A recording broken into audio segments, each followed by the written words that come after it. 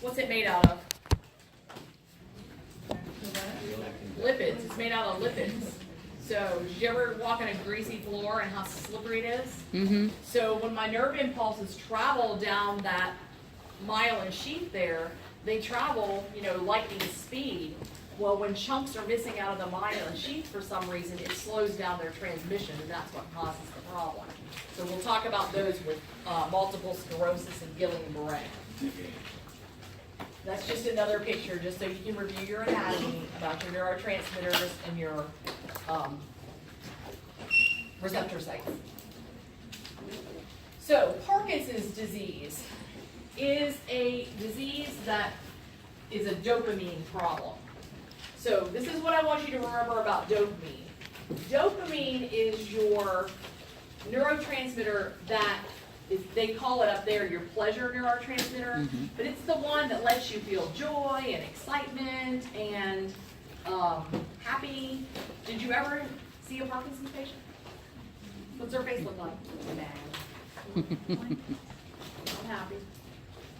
No expression whatsoever. They lose their ability to have expressions. And it also, it slows them down motor-wise, so they have trouble walking. But that's what you need to remember about dopamine. Remember it as your pleasure or your joy neurotransmitter, because that's what you're going to see in your patient, a lack of it. You need to know that it's progressive. It starts, there is no cure. There's medications to help treat it and help minimize the symptoms, but there's no cure. It affects men more than women. Usually doesn't start till after the age of 40. They really don't have a known cause for it, but it does tend to run in families. So if your grandpa had Parkinson's disease and your dad had Parkinson's disease, you're high risk for developing Parkinson's disease. So our first question, is there anything you can do to prevent this before it happens? No. So if it's going to happen, it's going to happen. It's not something that there's some risk factors for and you can prevent them. There's 4 cardinal signs. First, you're going to see that they have a tremor. When they pick something up, tremor. What do you think that does when they're brushing their teeth? All over their face. So they're trying to put the toothpaste on. And it's going everywhere. Yeah, and they're trying to get on. They're trying to brush their teeth. They're trying to feed themselves. What do you think? Are they good eaters or not good? Not good eaters. They're not good eaters, and they're messy eaters because everything's shaken. They actually have now a spoon and fork that has a big handle like this, and it moves too, and it gives them some stability to get the food to their mouth. So there are tools out there to help them. You just have to know where to find them. Social workers. What about the device that goes in their head? We're going to talk about Okay. that. There's 5 stages. Each one gets worse than the other one, and this progresses over a period of 20 years-ish. Okay? So they start off knowing, and then it progresses over the next 20 years. So the rigidity, what does that mean? They're stiff? They're stiff. When they get up, I mean, it takes a lot to get that leg going. I mean, everything's stiff. Bradykinesis, what does that mean? Slow. They move very slow. They're very cautious because they don't want to fall. So if I'm walking, and I'm going like this, where do I want my eyes to be? I want my eyes to be up. If you're walking like this, you're going to fall over something. Your butt needs to be tucked in and your eyes need to be up. However, look at his posture. So he's got 2 things against him. Can't lift those feet, moves real slow, and he's got that hunched over posture like that. So he's got some problems. And then postural instability means his balance is off. He can't keep his balance. Here's your symptoms that you're going to see on your patient. Now, these patients aren't usually in the hospital for Parkinson's disease, but they're in the hospital for some other medical problem, and they bring their Parkinson's disease with them, okay? So that's where you're going to see them. They have that mask-like face, so it's just expressionless, nothing. No matter how happy they are. They don't blink their eyes a lot. You look at them and you're like, do they ever blink? You know?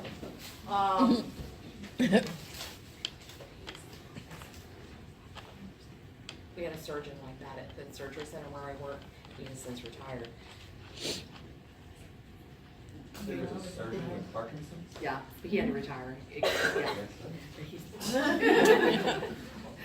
He's like, you got it? I'm like, oh, what is that? So we got real good at lip reading.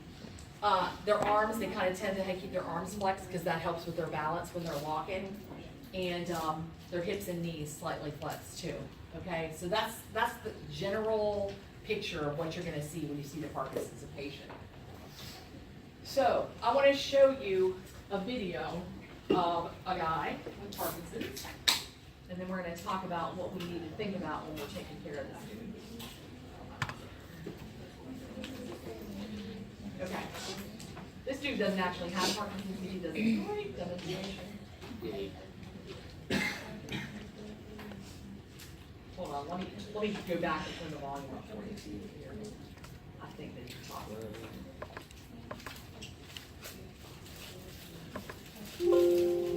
Is the gait that is a hypokinetic gait. The prototype is Parkinson's, a Parkinsonian type of gait, in which the patient will have a posture which will be stooped over, leaning forward, and then will have difficulty as far as initiating gait. When the gait is initiated, there are small steps. Oftentimes there's a tremor associated with this. And as the gait progresses, there may be a picking up of speed, or what's called a fenestrated gait. And then in turning, instead of having the normal turning, the patient will turn en bloc, which means they'll turn almost as a statue moving around. And then, again, having difficulty starting in the marche petit pas.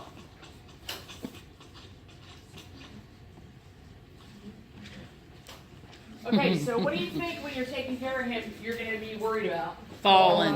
Yeah. This gait He is going to, he does a whole bunch of different things that for different things. is hypokinetic. You have lots of things to think about, but the biggest thing with him is falling. We need to be really, really aware that he is a fall risk in the hospital and when I send him home, because rugs, carpets, anything like that, even if, like, you know, in between my kitchen and living room goes from tile to a carpet, and just that little ledge right there could trip him up. So I'm just gonna tell you, old people don't like to use walkers. Makes them feel old. Does he need a walker? Yes. He really does. He needs some sort of stability so that if I lose my balance, I have something to grab a hold on. Well, I just use the furniture. Well, you might not be near the furniture. You know what I'm saying? So it takes a lot of persuasion to get them to admit and say that they're going to use the walker. So falls is big. Now, what if this has progressed and he has the tremor and he's having trouble eating? What's my second one for him? Aspiration. So I need to be cautious. He's not going to have the strength to really chew his food, so I need to make sure that he's getting soft food. It's cut up in bite-sized pieces, so he's not taking big chunks of food and choking on the food. So those are my two biggest things that I'm worried about with him. Falls initially, and then as the disease progresses, I'm worried about him and aspiration. This disease progresses into dementia, so eventually they don't speak and they have dementia and they're still getting around. But one thing that does help is, oh yeah, this is a picture right here. You know who that is, right? Muhammad Ali. See when he was young and look at his face when he's older. I mean, I know he looks older, but do you see the lack of joy, the lack of pleasure? And that's the way they look. I mean, they just have no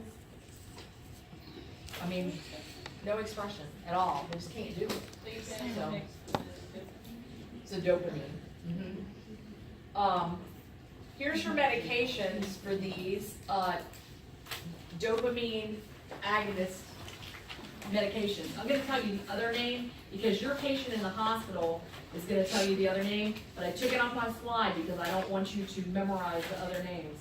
These are Mirapex and PEX, the one they use for restless leg syndrome. So these are drugs that some of the patients take for Parkinson's disease. That's not the one I really want you to know about in here. I want you to know about this one. I want you to know about levodopa carbidopa. Okay? Your favorite.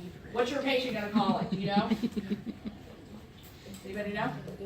I'm sure at the nursing home, every patient took it. Cinnamon. Does it taste like cinnamon? Oh. Okay, it's a combination drug, and the reason it's combination is if you just give the patient levodopa, it's completely gone before it hits the blood-brain barrier. So it has to be attached to the carbidopa in order for it to pass through the blood-brain barrier and convert to dopamine. Okay? It's the most effective drug that they use for Parkinson's, and it is the drug of choice that you're going to see the patient on. It comes in immediate release and controlled release. So, what does that mean? If I have Cinemet IR, what does that mean? Instant. Can I crush it up? No. No. No. What if it's controlled release? It's like a capsule. Yeah. No, they're pills. You just still can't crush them. I just gotta dissolve. So it's gonna be kind of like a time release pill. The controlled release is time release, so you can't crush it either. Because if I crush it, I'm releasing all the medicine from the controlled, whatever's coating the pill at one time. So if it's regular Cinemet, you can crush it up. If it's one of the immediate release or the controlled release, you can't. This medication needs to be administered before a meal or with a meal because it's best absorbed with food. And usually they take it just right before the meal so the medicine can kick in. I had another video, but it was longer, so I'm not going to show it to you. But it was a patient who was walking just like that.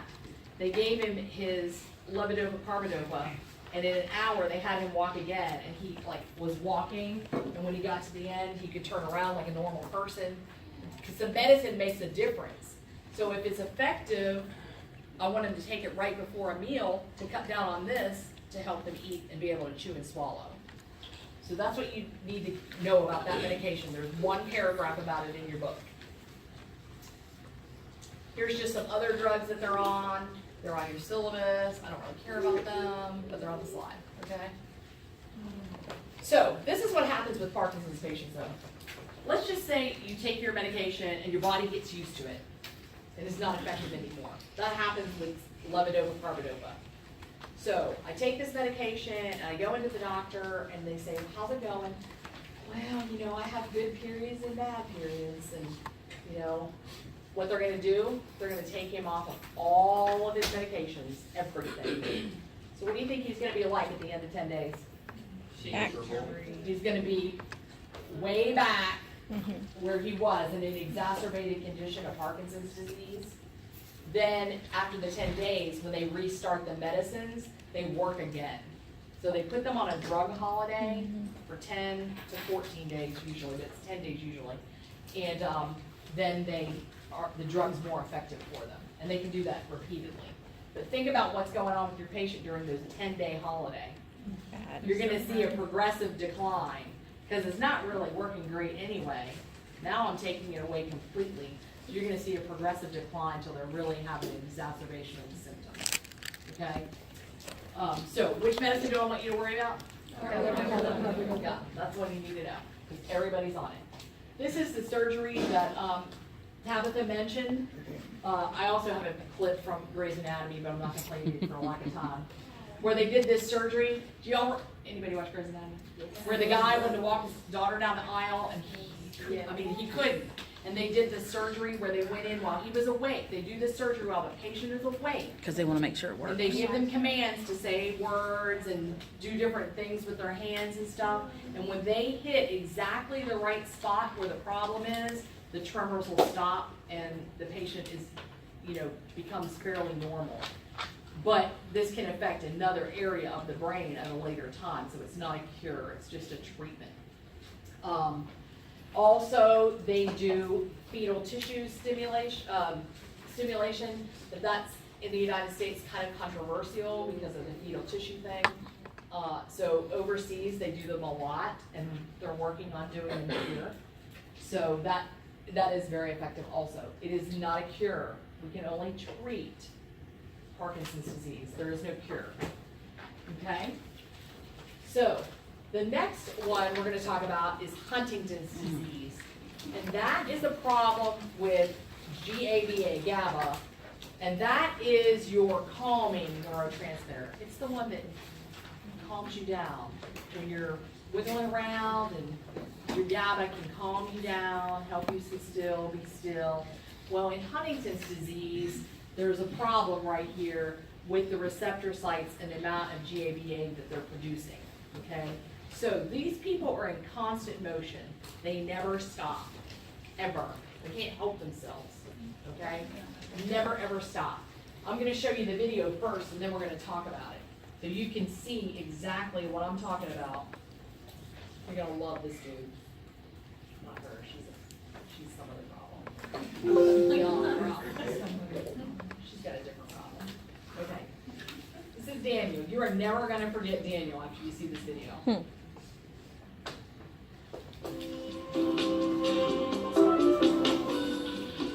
Anything makes it hard for me to walk.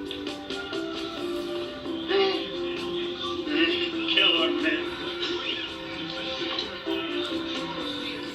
Oh, he's so young. Because of HD, my brother has to change.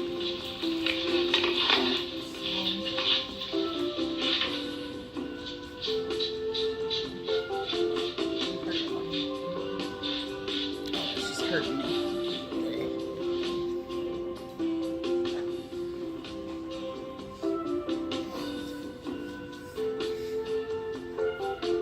Hello, my name is Daniel Mundy. I'm 33, and I was diagnosed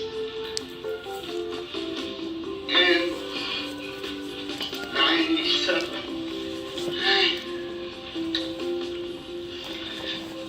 And I have a daughter whose name is Kayla, who is at risk, which means she has a 50-50 chance of getting the disease.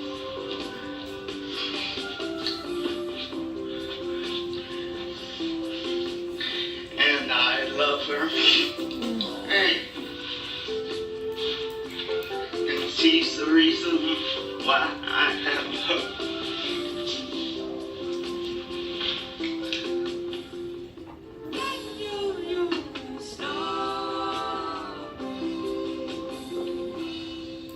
You can help cure Huntington's disease.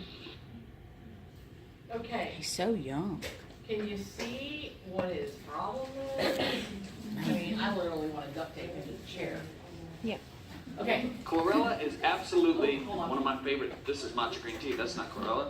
Chlorella, this is ashwagandha. Where's the chlorella? If you've ever been home drinking tea, We gonna cook. okay. So, here's the problem with this disease. This one don't have a treatment. There's no meds. There's no nothing. Oh, It's just a chronic progressive disorder that you can treat the symptoms. There's no targeted medications to treat Huntington's disease. None. Yes? Wouldn't like sedatives work maybe? Nope. That's no quality of life either. Nope. It's terrible. Think about it. Here's the other bad part. Sleep. It's hereditary. right, like he was saying, incapacitated to his So- daughter. Yes. 50-50 chance he can pass it on his kid. That's a big chance. Guess when you're diagnosed? When you're about 30 to 50 years In the old. prime of your life. When you're having kids. Damn. So if you don't know, if you haven't been genetically tested because a family member had it, you're taking a chance of passing it on to your kids. You know? So it has neurological symptoms and behavioral symptoms. And actually, they're like that at the beginning, but they get super aggressive and mean. And most of them end up living in an assisted living center or a nursing home. There's actually one in Sunplex Nursing Home, an older man that's got kids and grandkids that has Huntington's disease over in Sunplex. But they can't take care of them at home because they become so aggressive and so mean that they're afraid that they're gonna get hurt. What do you think he looks like when he's walking around? Is he a risk? Yeah. Yeah, he's a risk for falls. What about eating? Yeah, he's got some eating problems too. So, And even walking with him would probably be dangerous because he'd be hitting you and all Right. kind of stuff. Not meaning to, but just does. yeah. If it progresses, how would they, like, would they give him a feeding tube? Like, if it gets like real bad? If that's what he and the family wanted. Yep. I mean, you gotta, there's no cure, there's no treatment. You can pass it on to your kids, so you got a lot of decisions to make as to what you wanna do. But the more you get hooked up to, the more you can get tangled up in them and stuff There's too. no testing you can do early on to. Yeah, you can do genetic testing. We're gonna So talk his about daughter that. could, okay. If someone in his family had it, so he knew that there was a possibility, and he had genetic testing prior to having the baby, well, he didn't have it, but Yeah. conceiving that baby, he wouldn't pass it on. But once the baby's conceived and here, there's a 50-50 chance the kid's gonna So have it. nothing that they can do to the little girl to predict They until can- she's about 30 to 50 They years can old. test her to see if she's But genetically is there a way to stop it? predisposed, so that she doesn't pass it on to her kid. Yeah. You said the males get like aggressive, is that because they're aggravated or it affects that part of the brain? It affects that part of their brain. Yep, they become aggressive because of their brain. Here's your little thing that shows you that you have a 50-50 chance. Let me ask you a question. I already have 2 kids and one of them already has it, so I'm having a 3rd kid. What are my chances this is gonna have it? 50-50. 50-50. Every child that I have has a 50-50 chance of having this disease. So, yes. Is the only way to get it hereditary or are there other? So, any prevention that we can do? No. Nope. Any meds we can treat it with? No. Nope, just symptoms. So just the genetic testing is just going to let you know that you have it. There's no way to stop it at all, period. It's just gonna let you know that I carry the gene, And I can pass and it to do I my make the kids. choice to pass it on, or do I make the choice to adopt if I want kids? Yep. Do their muscles, like what happens to their muscles? Because if they're constantly moving, they have to get tired or something. Yeah, they do. I mean, and they sleep, they move like that in their sleep too. I know, but Yeah, so- they adapt You just to have it. that It's terrible. chance. You might Terrible. not pass Muscles it. would break down. So do you want to, No, you know, because that's the more up you to use each your muscles, individual what happens to them? person. You want to The pass stronger they it get. on. That's why they get aggressive and they're super strong. So families just can't deal with it at home. Sad to watch though. TB works. Your 2 main things that happen is that choreform movement. You know the word choreography means dance. So he has that dance-like movement all the time. And then the progressive mental status changes into dementia. 3 stages. This person usually lives about 15 years, 15 years once they're diagnosed. So how sad is that to know now that his daughter has a 50-50 chance of developing the disease? So that's what they need to know about genetic testing. Usually there's some traits there that they look for. They look for your inherited traits, so they do the genetic testing. Once you start exhibiting these symptoms, they see the movement that you have, and then they see the dementia. No known cure, no known treatment, only prevention through genetic testing, okay? So the difference between Parkinson's and Huntington's is Parkinson's has trouble getting started moving. Huntington's, they can't stop moving. I have specific medicines that can treat Parkinson's disease. Here, I can only treat whatever symptoms I'm seeing, okay? Parkinson's is progressive and chronic, never gets better. This is progressive and chronic, never gets better. So that's how they're similar. But you need to understand how they're different. One has a treatment, targeted treatment, one really does not. Myasthenia gravis is the 3rd one that we're going to talk about. And it is acetylcholine. And really, this is a problem not with your neurotransmitter, you got enough. But if you look at your receptor sites, they're all jacked up on that side. So the receptor sites aren't working correctly. They can't accept the acetylcholine. And I got a picture up here. The first sign that you're usually going to see is the droopy eyelids. They look like they're falling asleep all the time because it affects the muscles and the nerves in your face. And you see it in their eyes first. There's ocular, that's the one that's most common. And then there's generalized, which is your whole body, but that's not as common. characterized by fatigue and weakness, primarily in your cranial nerves. Do you have to know all your cranial nerves? No. You know which ones affect your vision, which ones affect your chewing. We talked about, oh no, we didn't. What's diplopia mean? You gotta know what these words mean. Double vision. So they have a lot of double vision, and they have that droopy eyelid. What's ptosis? You have to look these up. Ptosis is the droopy eyelid. Diplopia is double vision. Ptosis is the droopy eyelid. Okay. What's dysphonia? Speaking or figuring? No, not speaking. Okay, it's trouble speaking. It's not that there's something cognitively wrong with them. It's something that there's wrong that they can't get the sounds out. Gotcha. So up in their head, they know what they're trying to say. It's just not but coming they out have right. no ability with the muscles and the nerves in their mouth to get the words out. And then dysphagia, you better know what that is. All these swallowing. So, what is this person at highest risk for? Aspiration, if they have the ocular especially. Dysphagia can lead to respiratory compromise and then to a life-threatening event. Let me show you the girl that has this on here.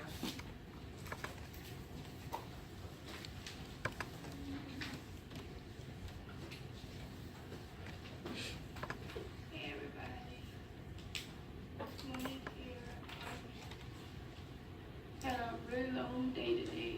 You can hear it in my voice starting to go out. I just wanted to show y'all how my singing affects my vocal cords. Starting to get a little hard for me to kind of hold my head up. That's why my head's leaning to the side. If eyelids hurt you feel alive, so it makes you look sleepy, but I'm really not sleepy. I'm listening or just weak. And my voice is really bugging with no job, so I'm gonna have to cut the video short. So thanks for watching. I'll do another video when I go back to see my doctor in May and let y'all know what we decide about dialectically. Okay, later. Bye. Kind of sad, huh? It sounds like she's sedated. Yeah, she sounds like she's sedated. She's not. That's just the The disease. disease. Okay, we're going to talk about how you have to know how it's diagnosed and how we're going to treat it. So it's kind of difficult to diagnose, so they have a test that they do. The drug is called edrophonium. Okay, now the doctor's going to say, we're going to do a Tinselon test because doctors haven't caught up to nurses yet. Okay, and it's always been the Tinselon test for 1,000 years. But this is edrophonium in here. So they're going to do this test, and what they do is they inject the edrophonium IV, and if the patient has myasthenia gravis, you're going to see an instant improvement in symptoms. However, it only lasts about 5 minutes. It's only used to diagnose them. The medicine edrophonium can cause cardiac arrhythmias and bradycardia. So what do you think I need to be thinking about if the doctor wants to do a Tinselon test? I need to monitor. I need them on a cardiac monitor because I want to make sure that I'm not having any dysrhythmias and I'm not having bradycardia.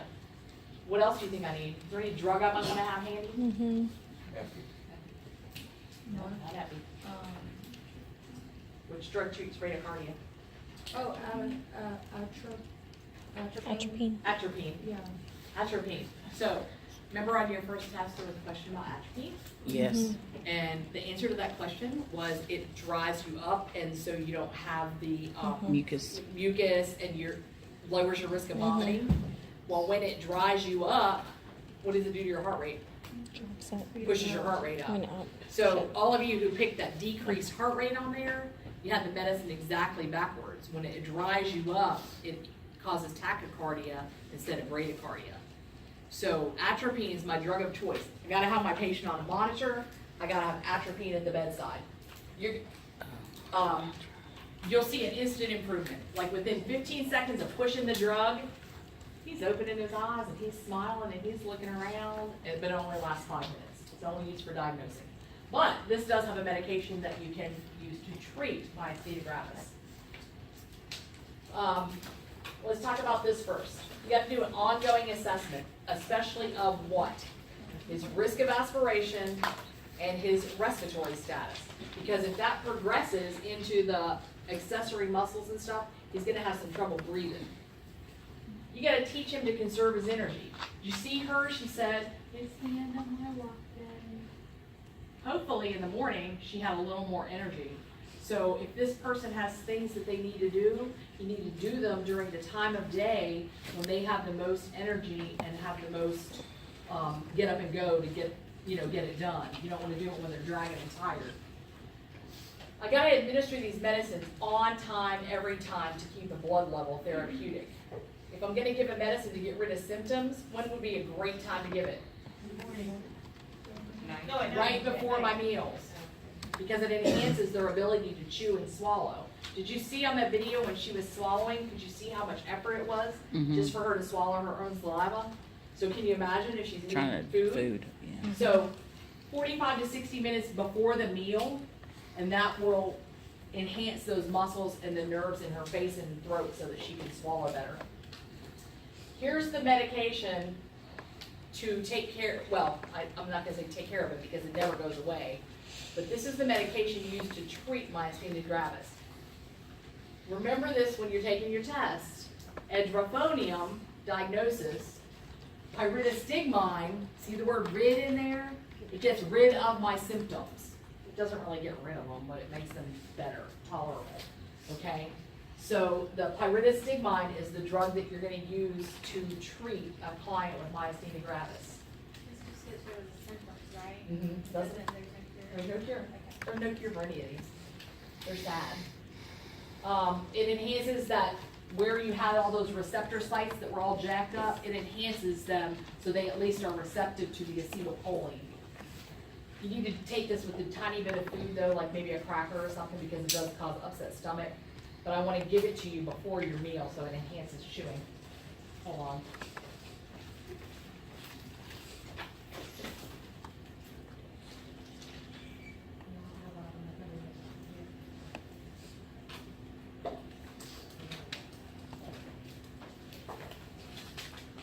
That's sad.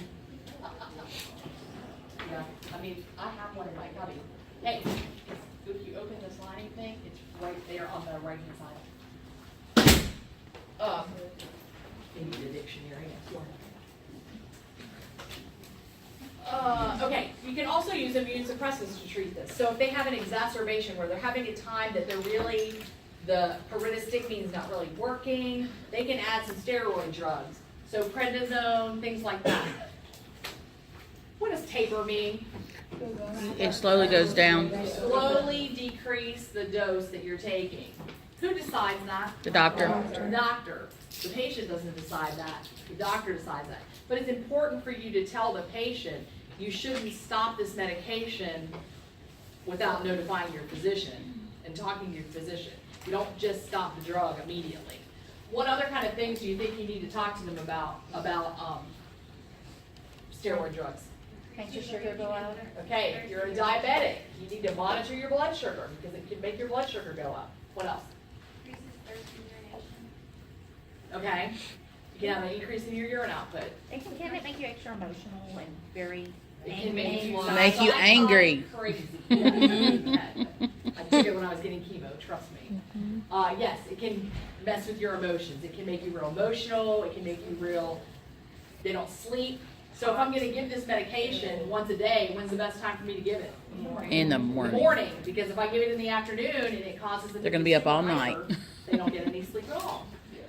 What else do I need to teach them? Immune system. Their immune system, what about it? Suppress. Okay, it's gonna suppress their immune system. So, Terry, you're gonna take this med, it's gonna suppress your immune system. She's like, oh, okay. Does she know what I'm talking about? Nope. Nope, so what do I need to tell her? But you can get very sick. Wash your hands. Stay away from sick people. Okay, stay away from sick people, stay out of crowds, make sure you're washing your hands. Well, I just got to work and they gave me this person who's on prednisone and I don't feel good. What do I need to do? Go ask the charge nurse to switch you Okay, around. well, let me ask you a question. In reality, Wear a mask. is that gonna happen? No. Nobody ever wants to switch you patients, trust me. Because they think you're gonna give them the bad one, which you probably aren't. So, realistically, what you need to do is you need to protect the client from you. Right. So you need to make sure that you are washing your hands in this person's room and not dragging germs to that room. If I don't feel good personally, I need to make sure that I am wearing a mask so that I'm not spreading whatever bugs I have to this person who has a decreased immune system. IVIG is a form of gamma globulin. You don't need to know anything about it, but it is a treatment mentioned in your book, and it can boost up their immune system for a short period of time and make the symptoms better. But it's gamma globulin. It's super expensive. One bottle is like $10,000. So it's kind of a last resort medication. Super expensive. Yeah. It's actually a blood product, so that's why it's so expensive. Plasmapheresis. Does anybody know what that is? Yeah. Okay, blood. They're doing like a blood exchange. They're That's actually Yeah. I was Their just own- gonna their say, is blood. it going back to like their own little cycle of dialysis, but it's not really dialysis. But they're filtering it and filtering out the antibodies that are causing the problem and hopefully decreasing the symptoms that way. They usually do that 6 times every 2 weeks until the client sees improvement. I mean, you gotta get rid of the antibodies. You either suppress them or you get rid of them. So that's how they treat it. There is a surgery that they can do. It's called a thymectomy. Your thymus, you don't really need it after you're 13 years old, but it can cause the problems. But here's the problem with it. I can do the surgery and remove it, but the antibodies are already still in your body. So look how long it takes for you to see that there's a result. 2 years. So just because I had the surgery doesn't mean tomorrow I'm gonna be great. I'm still gonna have to take the medications to suppress my symptoms until the antibodies are completely out of my system. So it's not a cure, but it is a nice long-term treatment for them. I don't want you to get confused about this, because I'm gonna be honest with you. In 20 years, I never have to deal with this, okay? So you probably won't hear it. But I am gonna tell you about it. So if your patient's having a crisis, or they're having an exacerbation of symptoms, you gotta figure out, well, not you, but the doctor has gotta figure out, is this because they don't have enough medication, or is it because they are over-medicated? So, how do you think you're gonna do that?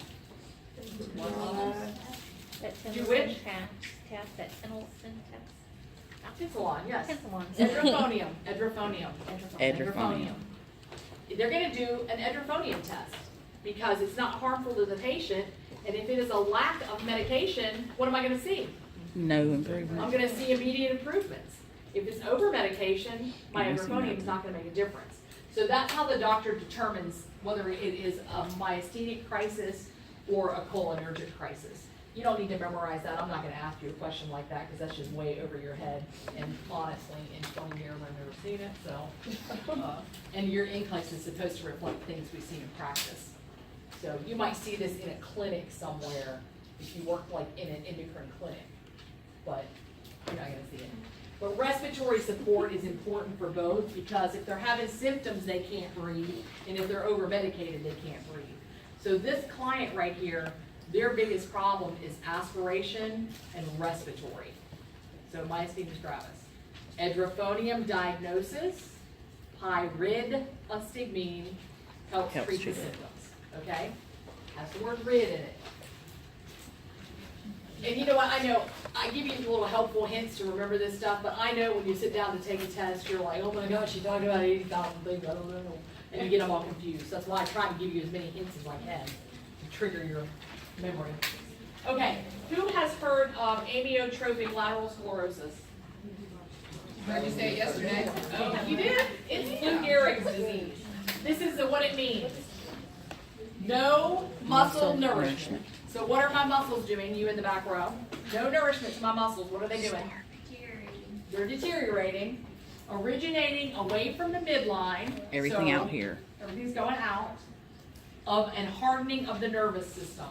And you remember a couple years ago when they had that ice bucket challenge, which I just thought was stupid, but I'm going to show you a video of a guy who has Lou Gehrig's disease, because I want you to think about some things about his family and things like that. First time hearing about ALS came after celebrities like actress Zhang Ziyi took up the ice bucket challenge.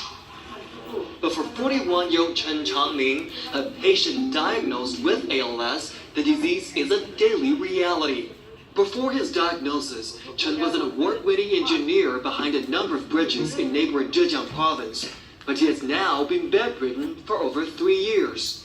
His wife has witnessed firsthand how ALS drained the energy out of her husband. It started with a drag in his walk in 2010. Then it got worse. He felt less and less strength in his legs. Half a year later, he couldn't walk without holding on to someone else. Doctors say the disease causes patients' muscles to shrink and gradually lose their motor skills as if their bodies are frozen. 100 years after discovering ALS, the medical community remains unclear about how the disease works. Simply put, when the nerves fail to control the muscles begin shrinking gradually. In the end, almost all patients die of respiratory failure. After 5 years of frequent hospital visits and 400,000 yuan in medical bills, Chen is still fighting the disease. Some face even heavier financial burdens. The only medicine in the world that has shown signs of effectively treating ALS costs over 4,000 yuan a month and is not covered by medical insurance, forcing many patients to simply give up hope of their condition improving. The worst part of the disease for Chen, despite losing his bodily functions, his mind remains crystal clear as he watches the toll his illness has taken on his family. His wife hardly leaves the house because Chen needs constant care. She doesn't get much sleep either, helping Chen turn over in bed an average of 15 times a night. Their 10-year-old daughter, now a skilled home nurse, helping suction away her dad's phlegm. Speaking to us through a computer that transforms his eye movements into words, Chen says, "I want more people to know how difficult our conditions are and the level of pressure our families live under." As for Chen's wife, she has come to terms with the daily struggle. All I want now is to stay healthy myself so I can continue taking care of my husband. It's words like these that have kept this family together as they continue to live with ALS. 中时 CCTV. Okay, I know that you guys probably think, why is she showing a video from Japan? Because I've watched 100 videos and that's the best one. I do spend time on this stuff. Yeah. The guy in the Saints like you has care or that. something. Yeah. What's that? It's like you care about us or something. I want you to do good. It's a contest. Everything's a contest. Don't tell anybody else that. Only Miss Cooper knows that. And it's a contest with her too. But you can definitely tell. Yeah. You can definitely tell. So this is an adult onset disease.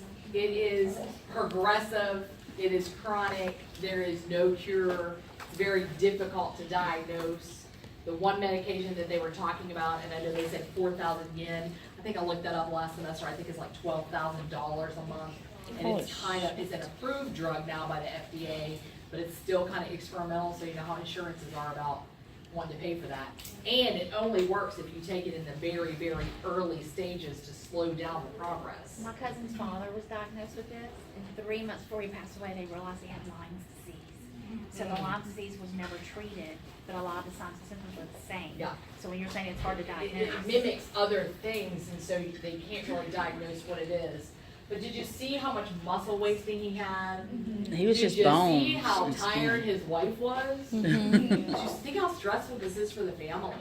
His Put me out 10-year-old of my daughter is a misery. home care nurse suctioning him. Right. I mean, could your 10-year-old suction someone? No. No, mine either. Okay, take a break. Come back and sit after. Level 3 is